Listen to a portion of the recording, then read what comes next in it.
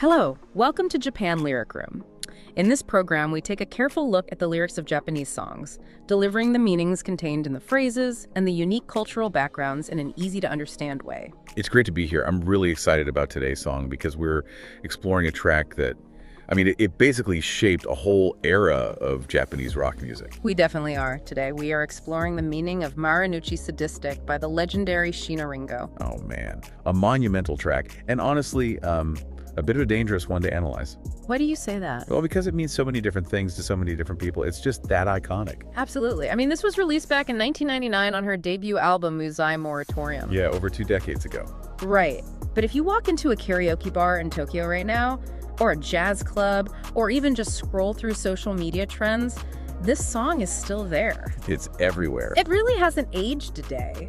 It's still considered one of the most stylish tracks in all of Japanese music history. It really hasn't aged. And, before we even get to the words, we have to talk about why it lingers sonically. Oh, the sound is incredible. It has this jazzy urban sound that was, frankly, kind of revolutionary for a pop rock debut in the late 90s. It's not just rock, it's this sophisticated fusion. It's that piano riff, right? It just loops and loops. It feels like you're walking down a street at night. Exactly, it's hypnotic.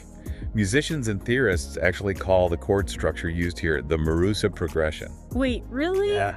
The song is so famous it has its own named chord progression. That is wild. It practically owns it now. Yeah. Short for Marunouchi Sadistic progression.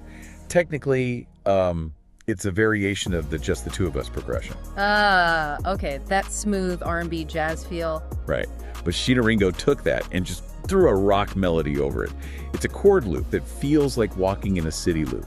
It resolves, but it doesn't really feel finished. It keeps moving forward. Exactly, which is why it's so addictive. That makes a lot of sense. That explains why you see modern heavy hitters like Yoasobi or Fujikaze citing the song or using similar structures. You can hear the lineage so clearly. It's like the DNA of modern, cool Japanese pop starts right here with this track. It really does. But what makes Marunouchi Sadistic distinct is the tension. You have this smooth, jazzy backing track, but the lyrics, they're sharp. They are jagged. They are full of these specific rock proper nouns, brand names, gear, specific people, all just scattered across Tokyo locations. It feels like a collage. You have the business district of Marunouchi, which is very, suit and tie. Very corporate. Right. And then you have distorted guitars and punk references right next to it. That's the core tension.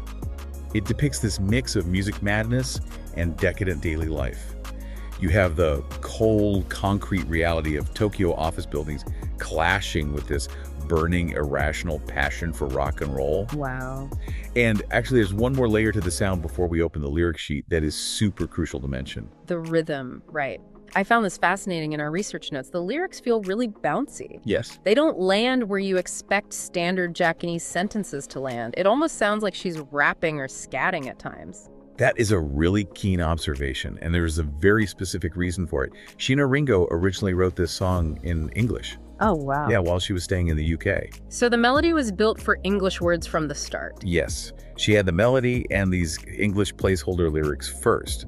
So when she later fitted the Japanese lyrics to that melody, she basically forced the Japanese to mimic the English cadence. So she's just bending the language entirely to fit the groove. Exactly. It breaks the traditional flatter flow of the Japanese language. It creates this syncopated, percussive quality that catches the ear because it sounds, slightly wrong. But in the best possible way. In the absolute best way. It bounces. It's like the language itself is dancing. Okay, well, let's get into that dance. We have 7 key phrases that paint this incredible picture of a decadent, music-obsessed life in Tokyo. Let's do it. The first one throws us right into the conflict between being an artist and, well, having a job. It sets the scene right away. The key Japanese term here is hekasen, which translates to parallel lines. Here is the cultural nuance for this opening phrase. Even after joining a company, what I truly want to do and the compensation reward I receive will remain as parallel lines that never intersect. It's such a cold mathematical way to describe, despair. Right. Using a term from geometry, parallel lines to say your dreams and your reality will run alongside each other forever but never ever meet. And the specific word she uses, musha. In Japan, that's not just getting a job. It implies entering the whole system, the suit, the commute, the long hours. It implies a loss of freedom, really. So for a young artist, it's the ultimate compromise. She's saying, I'm here, I'm doing the work, but my soul is on a completely separate track, a parallel line. This tension is the foundation for everything that follows. So let's move to the second phrase, where she tells us what's actually on her mind. Right. We shift from this abstract frustration to a very, very concrete desire. The key terms are Ricken 620 and 19-man. The Rickenbacker 620 guitar and 19-man, which is 190,000 yen. Here's the translation. I want that Rickenbacker 620 guitar I admire, but I don't have a large sum like 190,000 yen. So first, the choice of guitar is so specific. A Rickenbacker. It's not a heavy metal guitar. It's the Beatles. It's that British invasion sound. It connects right back to her time in the UK. It shows she has taste. She knows exactly what she wants. She even says the model number in English in the song 620. But then, bam, the wall of reality, 190,000 yen. Which in 1999 was a serious amount of money for a young person. It was. And by stating the exact price, she just rips all the romance out of it. It's not a dream anymore. It's an item with a price tag that she can't afford. It's the pure passion for music slamming into the financial reality of her life. So she can't buy the guitar, she's broke. But she can still find her escape in the music itself. And this leads to phrase 3, which shifts from sight to another sense entirely. Yes, this is where it gets really visceral. We're talking about the scent of sound. The key terms are Marshall and Nioi. The amplifier brand, Marshall and Nioi, which means smell. Here's the cultural nuance. Just smelling the heat and scent emitted from a Marshall amp sends me into a trance trip. I'm that immersed in the music. This is just brilliant. Marshall amps are famous for being loud, but she doesn't mention the sound. She talks about the smell. Anyone who's been around old tube amps knows that smell. It's hot glass, dust, electricity. It's so specific. And by focusing on that, the olfactory sense, it shows this almost fetishistic love for the gear. She's not just listening, she's physically inhaling the experience. And she uses the word tanjate, which is like flying or tripping. She's getting high on the fumes from the amplifier. It's an addiction. Music isn't just a sound, it's a full physiological experience for her. So immersive. But if she can't afford the Rickenbacker, what is she playing through this Marshall? Well, that takes us to our fourth phrase. She might not have the expensive guitar, but she has her solitary weapon. And the key term is just one word, rat. Not the animal, of course. The Proco RT, that legendary little black distortion pedal. Here's the line. I will survive in music using only this one RT effect pedal as my weapon. The RT is known for a really gritty, aggressive, fuzzy sound. It's not polite.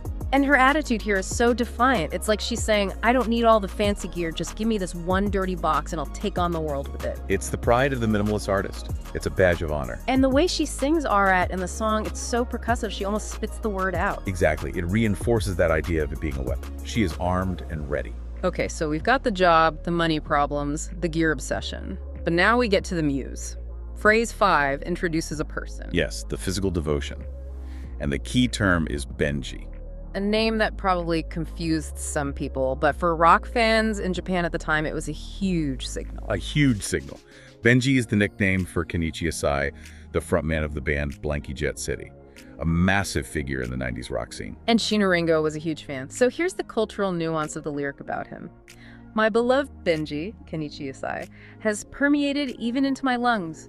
Just feeling his presence makes me forget daily life and lose myself. The lungs metaphor it's just so powerful. People usually talk about an idol being in their heart or their mind. She says he's in her respiratory system. It's like he's the air she breathes. It's almost invasive. It is. It goes beyond just being a fan. It suggests his presence is as essential as oxygen, but also that he's sort of invaded her. It's a sensual, overwhelming infatuation where the lines are completely blurred. It connects right back to the smell of the amp. It's all physical, all internal. And just when you're lost in that deep romantic thought, she snaps you right out of it with phrase 6. This is what I call the cynical wisdom part. This is my favorite part of the song. The tonal whiplash is amazing. She goes from high philosophy to tax paperwork. The key terms are Joushahissui and Rushusho. 2 words that could not be further apart in meaning. Let's get the translation first. Those who prosper must surely fall. Joushahissui. The world is transient, but for now, please write me a receipt for these expenses. Okay, so Joushahissui is this profound Buddhist concept from the 12th century classic The Tale of the Hike. It means the prosperous must decline, a meditation on impermanence. So she quotes ancient Japanese literature, ponders the fleeting nature of all things, and then asks for a rishusho. A tax receipt. A receipt. It's hilarious. It's so jarring. She's completely undercutting her own deep thought. It's like, yes, all is dust in the wind, but I'm a freelancer and I need to deduct this as a business expense. Thank you. It perfectly captures the life of a working artist. You can be thinking about the biggest questions of the universe, but you still have to deal with bureaucracy. It's her cynical humor on full display, and it keeps the song grounded. Okay, but we're heading for the end now. We've had all this buildup, and phrase 7 delivers the sadistic climax. This is where the title of the song really comes into focus. The key terms are Gretsch and butte. Gretsch, the guitar brand, and butte, meaning hit me. Here's the cultural nuance. I'd rather you just hit and break me with my beloved Gretsch guitar. To really feel this, you have to know that Gretsch guitars are seen as these beautiful, elegant, expensive instruments. And more importantly, Benjie, Kenichi Asai, was famous for playing a Gretsch. Ah, so the object she loves, the symbol of the man she loves. She wants him to destroy her with it. It's the peak of this sadistic love, or maybe it's more masochistic. She wants to be broken by the very thing she's most passionate about. And there's a little detail in how she sings it too, isn't there? Yes. The lyrics are written as nagute, the standard word for hit, but she sings butte. Which is more like strike or beat. It's a much sharper, more violent-sounding word. It's more urgent and physical. It really emphasizes the intensity of the request. It's a shocking, powerful image to end on. Destruction and beauty and music all wrapped up in one line. It really is a masterpiece. She takes these cold, inorganic names, Rickenbacker, Marshall, Rat, Gretsch, and somehow makes them sound incredibly sensual and alive. And she does it all while maintaining this cool, detached walking pace from that Marusa progression. It's like she's calm on the outside, but inside there's this absolute storm of obsession and frustration. That tension is why this song is still so powerful, even all these years later. It's a perfect snapshot of urban longing. A truly naked craving, as you said, mixed with this incredible intellectual wordplay. Well, I feel like we've really had a chance to taste the lyrics today. It was a real pleasure exploring them with you. Thank you so much for listening to the audio today. We pick up various Japanese songs and update detailed explanations on our website. If you want to taste the lyrics more deeply, please check the website from the link in the description. If you enjoyed this analysis, we have plenty more waiting for you there. If you liked this program, please subscribe or follow the channel. It really does help us continue making these. And we'd love to hear from you. Please leave comments with your impressions, or if you have any requests for songs you want us to cover. See you next time. This was Japan Lyric Room.